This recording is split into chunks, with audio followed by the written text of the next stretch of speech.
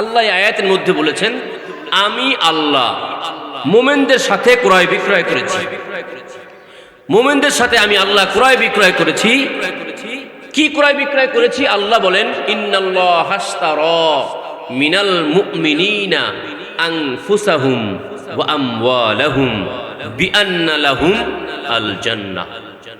ক্রয় বিক্রয় সম্পূর্ণ হতে চারটা জিনিস লাগে। কয়টা জিনিস? একটু জোরে বলেন। এক নাম্বার, যিনি বেচবেন অর্থাৎ বিক্রেতা। দুই নাম্বার, যিনি কিনবেন অর্থাৎ ক্রেতা। তিন নাম্বার, যা বিক্রি করবেন অর্থাৎ পণ্য। চার নাম্বার, যা দিয়ে ক্রয় করবেন অর্থাৎ টাকা পয়সা। ঠিক না ঠিক? কয়টা জিনিস লাগে? এই আয়াতের মধ্যে আল্লাহ বললেন, আমি মুমিনের সাথে ক্রয় বিক্রয় করেছি। এই চারটা জিনিসের ঘোষণা আল্লাহ দিয়েছেন। কি? কয় ক্রেতাকে আল্লাহ বলেন আমি আল্লাহ, সুবহানাল্লাহ। বিক্রেতাকে আল্লাহ বলেন মুমিন, সুবহানাল্লাহ পড়বেন না? ক্রেতাকে, বিক্রেতাকে মুমিন। বিক্রি কি হলো? পণ্য কি? আল্লাহ বলেন আমওয়ালাহুম আনফুসাহুম ওয়া আমওয়ালাহুম, মুমিনের জান আর মুমিনের মাল। সুবহানাল্লাহ, সুবহানাল্লাহ। আল্লাহ টাকা পয়সা কি দিলেন? আল্লাহ বলেন বিআন্না লাহুমুল জান্নাহ। বান্দা, যদি তুমি তোমার জানকে, তুমি তোমার মালকে, তোমার সবকিছুকে আমি আল্লাহর জন্য করে দিতে পারো, আমি আল্লাহ আমার জান্নাতকে তোমার জন্য করে দেব। সুবহানাল্লাহ, সুবহানাল্লাহ। ক্রয় বিক্রয় সম্পন্ন হতে কয়টা জিনিস লাগে? একটু জোরে বলেন। এক নম্বর জিনিস যে কিনবে, দুই নম্বর যে বেচবে, তিন নম্বর যেই জিনিস ক্রয় করবে, চার নম্বর যেই জিনিস দ্বারা ক্রয় করবে। ঠিক না ঠিক? তাহলে বলেন তো, এই আয়াতের মধ্যে আল্লাহ যেটা আপনাকে আমাকে বুঝালেন, ক্রেতাকে, জোরে বলেন আল্লাহ। বিক্রেতা কারা? আমরা। আর বিক্রি করেছি জানমাল। বিনিময়ে কি দিয়েছেন? জান্নাত। ঠিক না ঠিক? একটা উদাহরণ শোনেন। যদি আপনারা এই আয়াতের তর্জমা বুঝে থাকেন, তাহলে এই আয়াতের তর্জমা আমরা এক নিঃশ্বাসে যদি তর্জমা করি, তাহলে বলবো এভাবে যে আল্লাহ আমাদের কাছ থেকে জান্নাতের বিনিময়ে জানমাল কিনে নিয়েছেন। ঠিক না ঠিক? এই আয়াতের তর্জমার এক নিঃশ্বাস তর্জমা কি? আল্লাহ আমাদের থেকে জানমাল জান্নাতের বিনিময়ে কিনে নিয়েছেন। সুবহানাল্লাহ। আয়াতের তর্জমা বুঝেছেন ভাইয়ের আমার? আচ্ছা, বুঝে থাকলে এবার একটু বলেন, আমার যে আসলে জান, এই জানটা আমার না আল্লাহর? একটু জোরে বলেন, আরো জোরে বলেন। আরে আপনার কাছে, আমার কাছে যে সম্পদ রয়েছে, আমার কাছে টাকার বান্ডিল, আপনার ব্যাংকে টাকার ভূর, এই সব সম্পদ আপনার না আল্লাহর? জোরে কোন না কার? আল্লাহ। এখন প্রশ্ন হলো, হুজুর আমার জান আমি আল্লাহকে দিয়ে দিলাম, কোনো অবজেকশন নেই।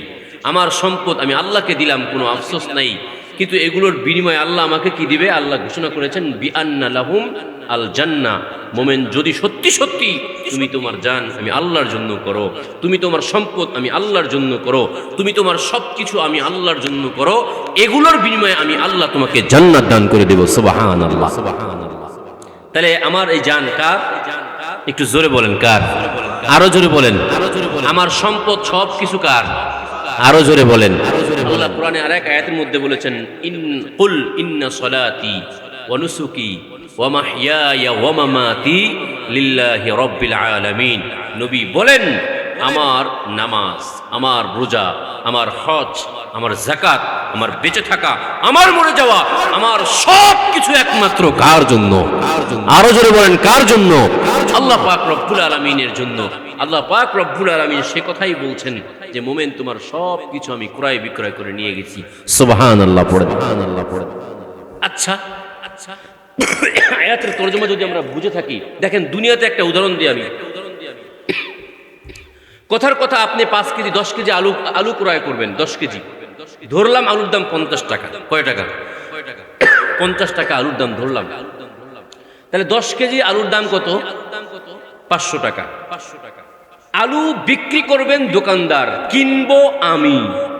কিসের বিনিময়ে? 500 টাকার বিনিময়ে। 500 টাকা দিলে কয় কেজি আলু দিবে আমাকে? 500 টাকা এখনো আমি দোকানদারকে দেই নাই, তাহলে এখনো টাকার দোকানদারের কাছ থেকে আলু আনি নাই। এই অবস্থায় এই 500 টাকার মালিককে আমি, আর এই 5 কেজি আলুর মালিককে তার। কিন্তু যখনই আমি দোকানদারকে বললাম, ভাই আপনি 10 কেজি আলু দেন, আর 10 কেজি আলু আমার থলেতে নিয়ে আসলাম, 500 টাকার নোটটা দোকানদারকে দিয়ে দিলাম, ক্রয় বিক্রয় সম্পন্ন হয়ে গেল। এখন বলেন তো, এই 500 টাকার মালিক আমি না দোকানদার? জোরে বলেন। আর এই 10 কেজি আলুর মালিককে আমি।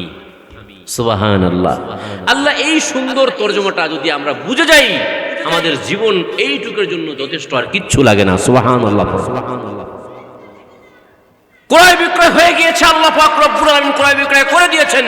বান্দা জান চাও, তুমি জান্নাত চাও, জাহান্নাম থেকে বাঁচতে চাও, আমি আল্লাহর মর্জি চাও, নবীর মুহাব্বত চাও, যাহা কবর আযাব থেকে বাঁচতে চাও, সব কিছু থেকে বাঁচতে চাও, তোমার জান তোমার মাল আমি আল্লাহর জন্য করে দাও, এই সবগুলো থেকে বাঁচাই আমি আল্লাহ তোমাকে জান্নাত দান করে দেব। সুবহানাল্লাহ। তাহলে এই আলুর মালিক এখন আমি, টাকার মালিক দোকানদার।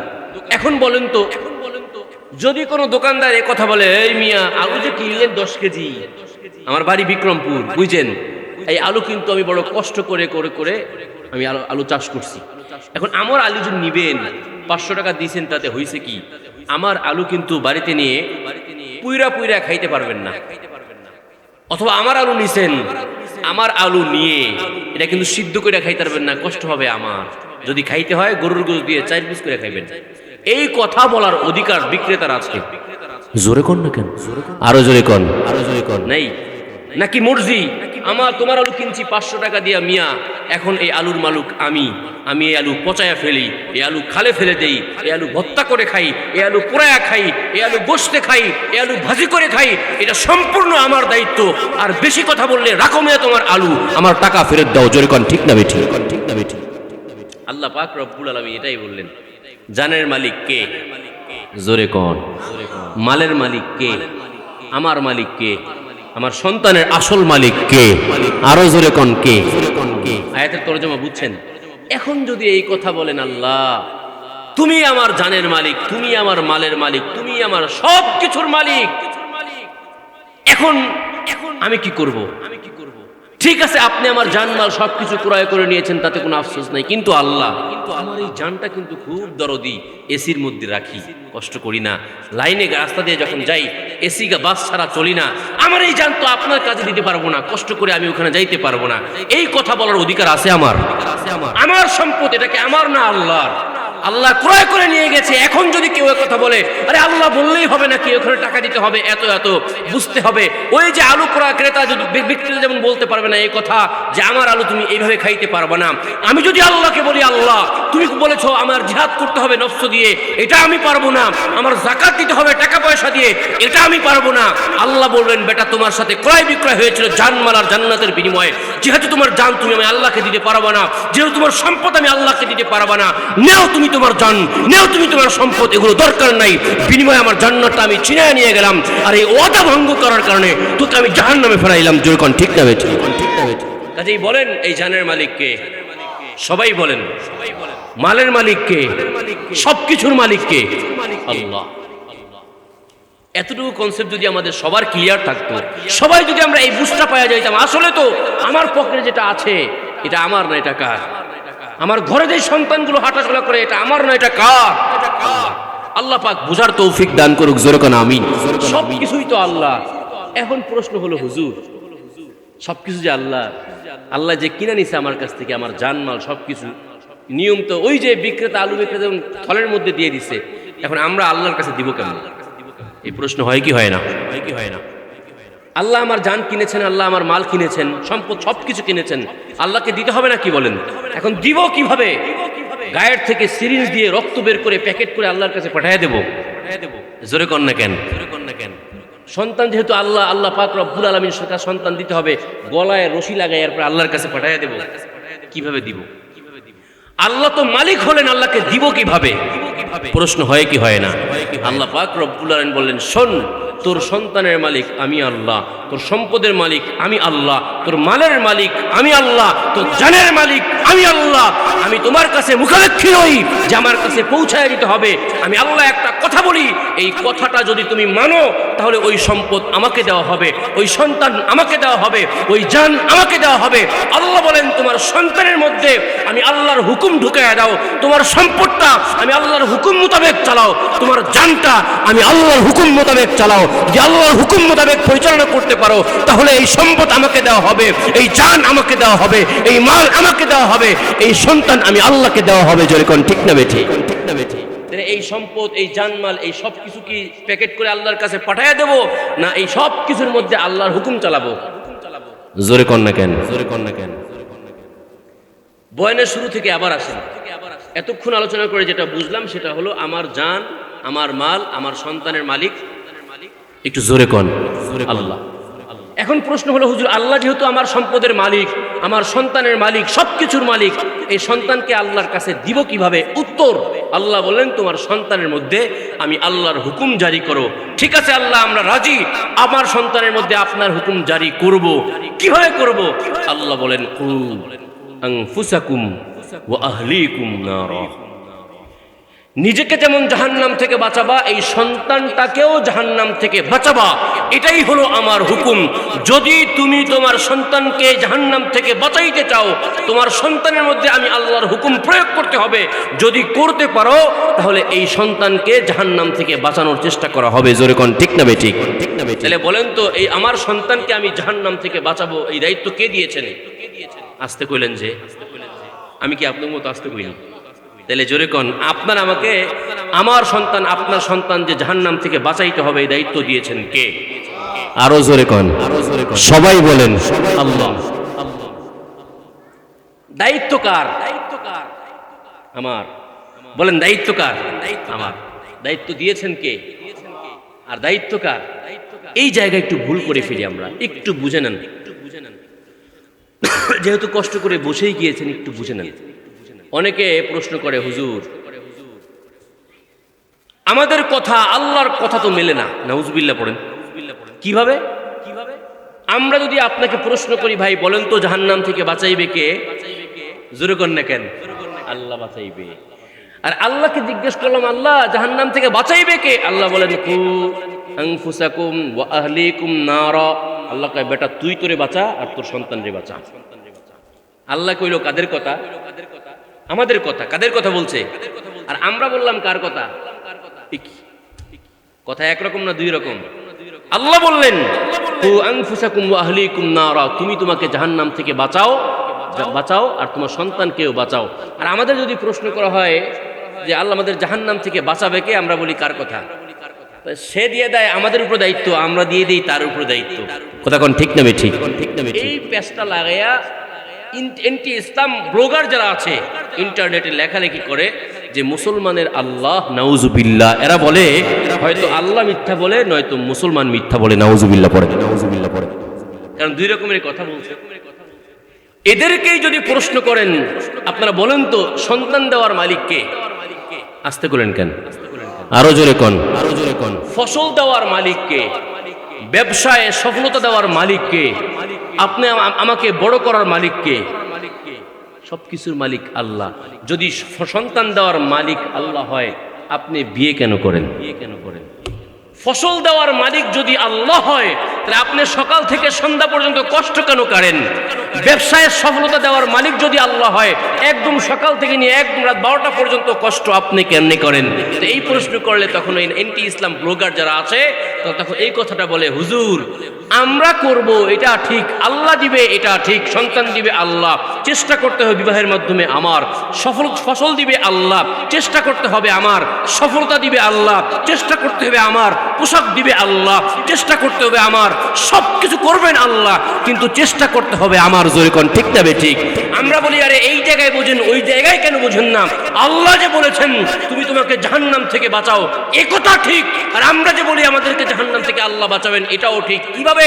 বলে আল্লাহ বলছেন তুমি তোমাকে জাহান্নাম থেকে বাঁচাও, আল্লাহই বাঁচাইবেন, আমরা চেষ্টা করব, আর বাঁচানোর মালিক হলেন আল্লাহ। জোরে কোন ঠিক না ঠিক? তাহলে বলেন তো, আমার সন্তানকে জাহান্নাম থেকে বাঁচাইতে হবে, চেষ্টা করতে হবে কার? আমার। জোরে বলেন কার? আরো জোরে বলেন কার? নিজের সন্তানকে জাহান্নাম থেকে বাঁচাইতে হবে প্রত্যেক পিতামাতার, তার মানে আমার। প্রত্যেকেই বলেন কার? আমার জিম্মাদারি। জিম্মাদারি দিয়েছেন কে? জোরে জোরে কাকে দিয়েছেন? তাহলে আমার সন্তানকে জাহান্নাম থেকে বাঁচানোর জন্য জিম্মাদারি কার?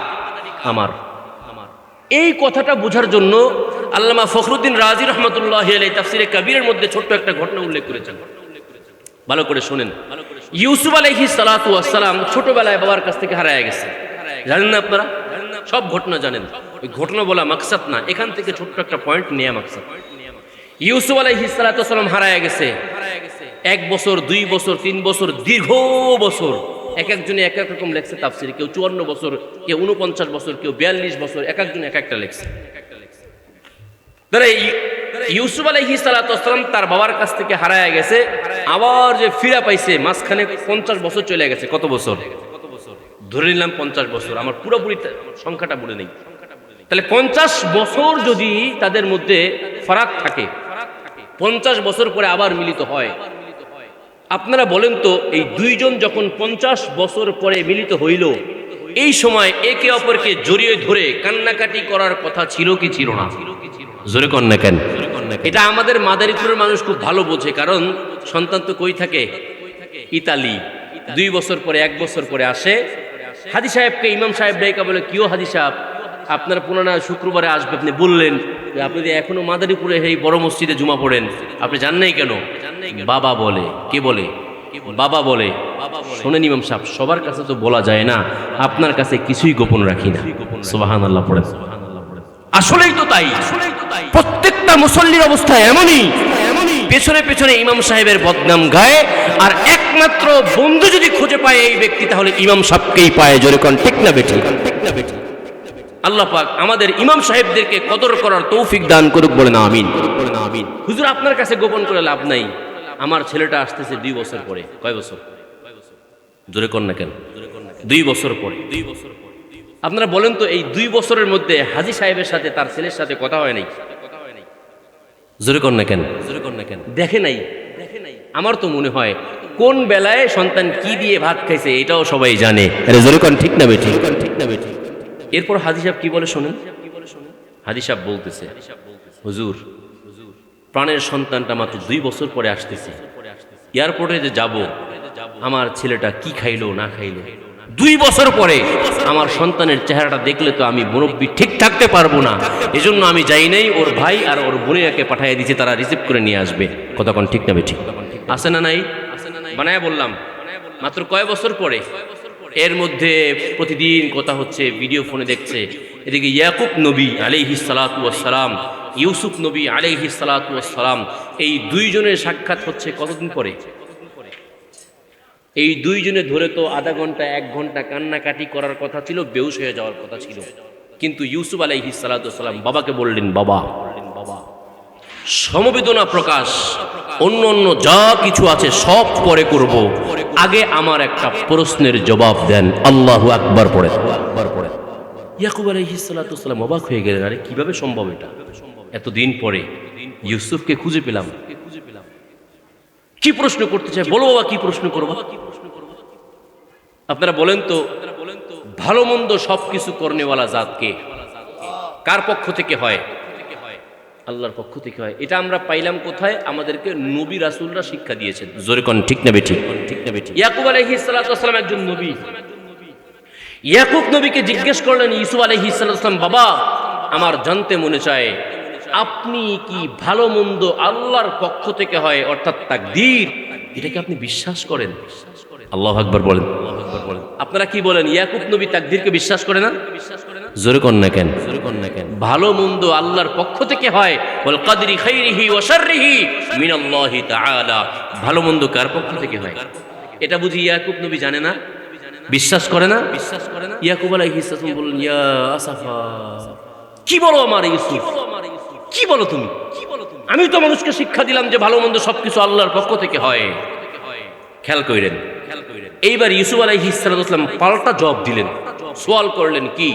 শুনেন বাবা, আপনার কাছ থেকে আমার ভাইয়েরা যে নিয়ে আসছে ছোটবেলায় বকরি চড়ানোর কথা বলে, যদিও বাহ্যিকভাবে আমার ভাইয়েরা আপনার কাছ থেকে নিয়ে আসছে, কিন্তু এটার পিছনে হিকমত, এটার পিছনে একজন কারসাজি, এটার পিছনে একজন জাত একটা মাকসাদ নিয়ে কাজ করতেছিল, সেই জাতকে। জোরে কোন না কেন? তাহলে আপনার কাছ থেকে আমাকে নিয়ে আসলো ভাইয়েরা, যদিও দেখা গেছে, কিন্তু আসলে আনছেন কে? সেখান থেকে কূপে নিপতিত, সেখান থেকে কূপে পড়লাম, ওই কূপ থেকে আসলে উঠাইছেন কে? বাবা যদি দেখেন যে বণিক বাহিনী আমাকে উঠাইছেন, আসলে বণিক বাহিনী করেন নাই, করেছেন কে? আল্লাহ। এখান থেকে বিক্রি হয়ে মিশরের বাজারে চলে গেল, এটা করনেওয়ালা জাতকে। ওখান থেকে আবার বিক্রি হওয়ার পরে মিশরের রাজপ্রাসাদে আজিজে মিসরের বাড়িতে জুলাইখার বাড়িতে নিয়ে গেলেন কে? সেখানে বড় হওয়ার পরে জুলাইখার সাথে ষড়যন্ত্রমূলকভাবে মামলায় পড়ে জেলখানায় নিলেন কে? ওখান থেকে আবার স্বপ্নের ব্যাখ্যা করে উঠাইয়া আবার এখানে পুরো মিশরের খাদ্যমন্ত্রী বানায়া দিলেন কে? এই সব কিছুর পরে আপনার সাথে আমার সাথে বাবা জানতে মনে চায় 50 বছর এই ডিফারেন্সে আমাদেরকে আবার সাক্ষাৎ করাইলেন কে? জোরে কর না কেন কে? বাবা যদি আল্লাহই করায় থাকে, আমি জানি আপনি আমার জন্য ইউসুফ ইউসুফ ইউসুফ করে করে এত পরিমাণ কেঁদেছেন যে চোখ কানা হয়ে গিয়েছিল। ঠিক না বেঠিক? ঠিক না বেঠিক? আমি আবার জামা পাঠাইলাম আপনার জন্য, আমার জামা আপনার চোখে দেওয়ার সঙ্গে সঙ্গে আল্লাহ পাক আপনার আবার দৃষ্টিভঙ্গি ফিরাইয়া দিয়েছে। সুবহানাল্লাহ, সুবহানাল্লাহ। চোখ নষ্ট হয়ে গেলে এত পরিমাণ কাঁদছেন, বাবা আমার জানতে মনে চায় যদি আপনি তাকদীরকে বিশ্বাস করবেন, আপনার থেকে নিয়ে গেল ভাইয়েরা, আমি তো মনে করি এটা করেছেন আল্লাহ, সেখান থেকে কূপে ফেলাইলো, এরপরে কূপ থেকে উঠাইলো, করেছেন আল্লাহ, বণিক বাহিনীর কাছে বিক্রি করলেন, আল্লাহ করেছেন, সেখান থেকে আবার মিশরে নিয়ে গেলেন, করেছেন আল্লাহ, সেখান থেকে রাজপ্রাসাদে পেছনে আল্লাহর হাত, সেখান থেকে জুলাইখার ঘটনা ঘটাইয়া জেলখানায় নিলেন, সেখান থেকে উদ্ধার করে আবার পুরা মিশরের আমাকে খাদ্যমন্ত্রী বানায় দিয়েছেন। এই সব কিছুর পিছনে একমাত্র কার হাত? জোরকান কার হাত? কার হিকমত ছিল? বাবা আপনি প্রশ্ন উত্তর দিলেন যে আল্লাহ। আপনি যদি এই কথা বিশ্বাস করে থাকেন ভালো মন্দ সব কার পক্ষ থেকে হয়, তাহলে আপনি কেন কান্নাকাটি করেছেন? এই 50 বছর পর্যন্ত তো আল্লাহ আমার কাছ থেকে আপনার কাছ থেকে আমাকে আরেক জায়গায় রেখেছে। প্রশ্ন হলো আপনি কেন এই 50 বছর পর্যন্ত কেঁদে কেঁদে নিজের চোখকে নষ্ট করেছেন? আমার জানতে মনে চায়। আমার তো মনে হয় তাকদীরকে বিশ্বাস করে আপনি একথা বলতেন, আরে আমার ইউসুফের সাথে কি হয়েছে, আল্লাহ যেটা করে সেটা ভালোর জন্য করে, একথা বলা উচিত ছিল। জোরে কোন ঠিক না বেঠিক? প্রশ্ন সহজ না কঠিন? কঠিন। পেছ লাগাই দিছে। ইউসুফের প্রশ্ন হলো যে যদি আপনি আল্লাহর উপরে সব বিশ্বাস রাখেন তাহলে কাঁদলেন কেন? করেছেন কে? আপনার আমার এই বিচ্ছেদ, এই ঘটনার পিছনে কার হাত? জোরে কর না কেন? তাহলে আপনি কাঁদলেন কেন? আপনার সন্তুষ্ট থাকা উচিত ছিল। এবার ইয়াকুব আলাইহিস সালাতু ওয়াস সালাম যেই উত্তর দিবে, এই উত্তরটাই আমার বলার মূল মাকসাদ। ইয়াকুব নবী বলছেন, শোনো বেটা ইউসুফ, তুমি সহ আমার 12টা ছেলে, তুমি সহ আরো 11টা ছেলে আমার আছে, হতে পারে পুরা প্রত্যেকটা সন্তান থেকে দেখতে তুমি সুন্দর, তুমি ছাড়াও আমার আর সন্তান আছে, তোমার চাইতে দেখতে সবার চাইতে তুমি বেশি বুদ্ধিমান, সবার চাইতে বেশি প্রিয় তুমি আমার কাছে। আর তুমি ভাবছো এত সুন্দর একটা সন্তান হারাইলাম, তোমার জন্য মুহাব্বতে কেঁদেছি। তুমি ভাবছো এত গুণী একটা সন্তান হারাইয়া ফেললাম, এটার জন্য কেঁদেছি।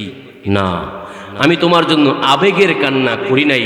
আমি যে কেঁদেছি সেটার মূল উদ্দেশ্য হলো, ভালো করে শোনো, আল্লাহ বলেছেন আনফুসাকুম ওয়া আহলিকুম নারা।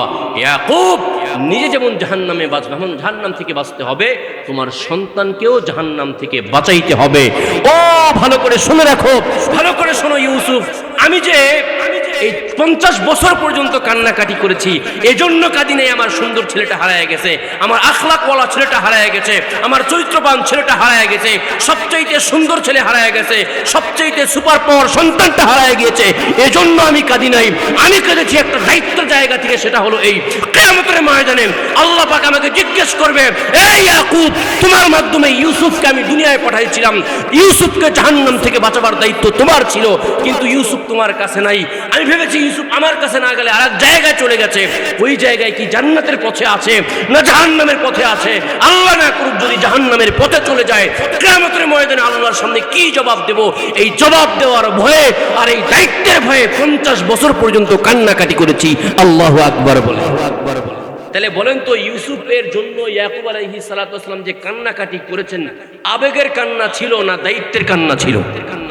জোরে কম, সবাই বলেন। দায়িত্ব কি? সন্তানকে জাহান্নাম থেকে বাঁচাবার দায়িত্ব। জোরে কোন, কিসের দায়িত্ব? একজন জলিলুল কদর নবী, তিনি যদি তার সন্তানকে জাহান্নাম থেকে বাঁচাবার জন্য এই পরিমাণ কান্নাকাটি করে, আপনার আমার দরকার নেই। আপনার আমার সন্তানকে জাহান্নাম থেকে বাঁচাবার জন্য কান্নাকাটির দরকার নাই, যেরকম আছে না নাই?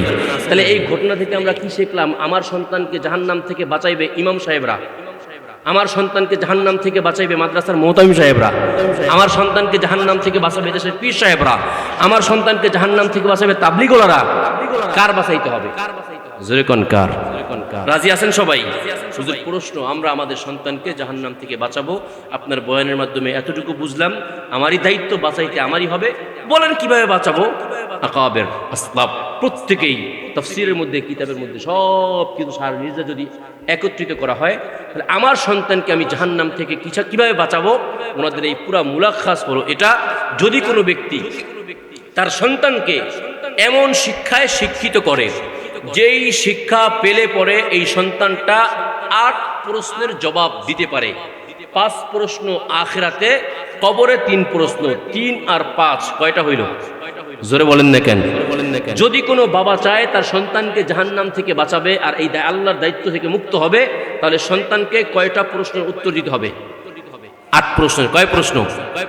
8টা প্রশ্ন। 3 প্রশ্ন কবরে, আখিরাতে 5 প্রশ্ন। তাই কবরের 3 প্রশ্ন, আখিরাতের 5 প্রশ্ন, কয়টা হইল? 8টা। আপনার সন্তানকে, আমার সন্তানকে যদি এই 8 প্রশ্নের উত্তর শিখাইতে হয়, আপনারা বলেন তো এই 8 প্রশ্ন শিক্ষা দেওয়ার মতো প্রতিষ্ঠান কোনগুলো? জোরে কন, আরো জোরে কন। আমি কইছি নি? কারা কয়? জোরে কন, সবাই বলেন, আরো জোরে কন। আপনার সন্তানকে, আমার সন্তানকে জাহান্নাম থেকে বাঁচাইবে দায়িত্ব দিয়েছেন কে? দায়িত্ব কার? এখন যদি আপনার সন্তানকে, আমার সন্তানকে জাহান্নাম থেকে বাঁচাইতে হয়, কয়টা প্রশ্নের জবাব শিক্ষা দিতে হবে? জোরে বলেন। আর এই 8 প্রশ্ন সম্বলিত শিক্ষা ব্যবস্থা কোনটা? এই ফতোয়া দিল কারা? আজকে যদি এখানে বলে ফেলতাম যে এই 8 প্রশ্ন শিক্ষা দেওয়া হয় মাদ্রাসায়, আমরা বলতাম তথাকথিত বুদ্ধিজীবী আর শিক্ষাবিদরা বলতো, হুজুর এই 8 প্রশ্নের উত্তর বুঝি আপনাকে শিক্ষা দেওয়া হয়, মাদ্রাসার দালালি করেন। এই কথা বলার লোক আছে না নাই? জোরে কান আছে না নাই? আমাদের কথা উঠাই। মাদ্রাসা আপনারা বলেছেন এটাই বাস্তব, এটাই সঠিক, এটাই সঠিক, এটাই 100% সঠিক। জোরে কোন ঠিক না ভাই? ঠিক। আমরা ওয়াদা করলাম, ভিডিও হচ্ছে, চ্যালেঞ্জ করলাম, ওসামা খান মাদানি বলে গেলাম, যদি কোনো শিক্ষা ব্যবস্থার মধ্যে, কোনো স্কুলের মধ্যে, কোনো মাদ্রাসা, কোনো কলেজের মধ্যে, কোনো ভার্সিটির মধ্যে কবরের 3 প্রশ্নের উত্তর দেওয়ার মতো শিক্ষা আপনারা ব্যবস্থা করেন, আখিরাতের 5 প্রশ্নের উত্তর শিক্ষা দেওয়ার মতো ব্যবস্থা আপনারা করেন, দালালি আপনারা সারা জীবন করব। এই 8 প্রশ্নের ব্যবস্থা আপনারা করেন, আমরা নিজেরা বয়ান করে আপনার স্কুলের মধ্যে ছাত্র ভর্তি ব্যবস্থা করে দেব, আপনার ভার্সিটির মধ্যে ছাত্র ভর্তির ব্যবস্থা করে দেব। ঠিক না বেঠি? আপনারা ব্যবস্থা করেন, এই কবরের 3 প্রশ্নের উত্তর আপনি ব্যবস্থা করেন আপনার স্কুলের মধ্যে, আমরা বয়ান করে আপনার স্কুল ভরে ফেলবো। জোরে কোন ঠিক না বেঠি? আপনার কলেজের মধ্যে আপনি ব্যবস্থা করেন যে এই প্রশ্নগুলোর উত্তর দেওয়া যাবে, তো আমরা ইনশাআল্লাহ বয়ান করে করে বলবো, আরে এই কলেজের মধ্যে আখিরাতের 5 প্রশ্ন, কবরের 3 প্রশ্ন, সব উত্তর পাওয়া যায়। সুতরাং আপনার ছেলে সন্তানগুলো সেখানে দেন, এই ওয়াজ করতেই থাকবো। জোরে কোন ঠিক না বেঠি? আর যতদিন পর্যন্ত সেই ব্যবস্থা হবে না, আমাদের হাতের নাগালে ছোট্ট ছোট্ট মাদ্রাসা, সুবহানাল্লাহ, সুবহানাল্লাহ। এই যে আপনাদের এই চরমুগরিয়াতে এখন যে মারকাজুত তাকওয়া, মাদারীপুরের মধ্যে যত উল্লেখযোগ্য আলেম আছে, চৌকস আলেম আছে, সৎ এবং কর্মঠ আলেম আছে, আমাদের বন্ধুবর মুফতি শাহজালাল খান তার মধ্যে অন্যতম। যখন ঠিক না বেঠি? আপনারা পরে এসেছেন, শুরুতেই বলেছি উনি মাদারীপুরের সবচাইতে উল্লেখযোগ্য প্রতিষ্ঠান যেটা ছিল, সেখানে শিক্ষা বিভাগের প্রধান ছিল, শিক্ষা সচিব ছিলেন, এখন নিজেই ছোট করে শুরু করেছেন। আমরা যদি তাকে সঙ্গ দেই 4 তরিকায়, ফিকির করে সঙ্গ দেব, অর্থনৈতিক সঙ্গ দেব, এরপরে আপনার অন্য যত সঙ্গ আছে, ছাত্র দিয়ে সঙ্গ করা, এরপরে অন্য যত প্রকার হতে পারে, এই 4-5 প্রকারের সঙ্গ যদি আমরা তাকে দেই, বিশেষ করে সন্তানগুলো দিয়ে সঙ্গ দেই, তাহলে এই দিনের কাজ বসে থাকবে না, বরং এই দিনের কাজ বেগবান হবে। জোরে কোন ঠিক না বেঠিক? কাজে এই মাহফিলের পক্ষ থেকে, মাদ্রাসার পক্ষ থেকে আজকে যে মাহফিল, আমি আপনাদের কাছে উদারত আহ্বান রাখবো, এই ভেঙ্গে ভেঙ্গে শক্ত করে করে যে জিনিসটা আমি বুঝাইতে চাইলাম, আমার সন্তানকে জাহান্নাম থেকে বাঁচাইবে দায়িত্ব দিয়েছেন কে? বাঁচাইতে হবে কার? বাঁচাইতে হলে কয়টা প্রশ্নের উত্তর শিখাইতে হবে? এই 8 প্রশ্নের উত্তর শিখাইতে হলে পড়াইতে হবে কোথায়? একটা মাদ্রাসার পরিচয় দিয়ে দিলাম, সেটা হলো মারকাজুত তাকওয়া। ঠিক আছে ইনশাআল্লাহ। আল্লাহ পাক রব্বুল আলামিন আপনাকে আমাকে সবাইকে আমলের তৌফিক দান করুক, জোরে বলেন আমিন। মার্কাজুত তাকওয়া মাদ্রাসাকে আল্লাহ পাক কবুল করুক, বলেন আমিন। আল্লাহ পাক রব্বুল আলামিন এই মার্কাজুত তাকওয়া মাদ্রাসার সম্মানিত পরিচালক প্রতিষ্ঠাতা জনাব হযরত মাওলানা শাহজালাল খান সাহেবকে কবুল করুক, বলেন আমিন। ওয়া আখিরু দাওয়ানা আলহামদুলিল্লাহি রাব্বিল আলামিন। আসসালামু আলাইকুম ওয়া রাহমাতুল্লাহ।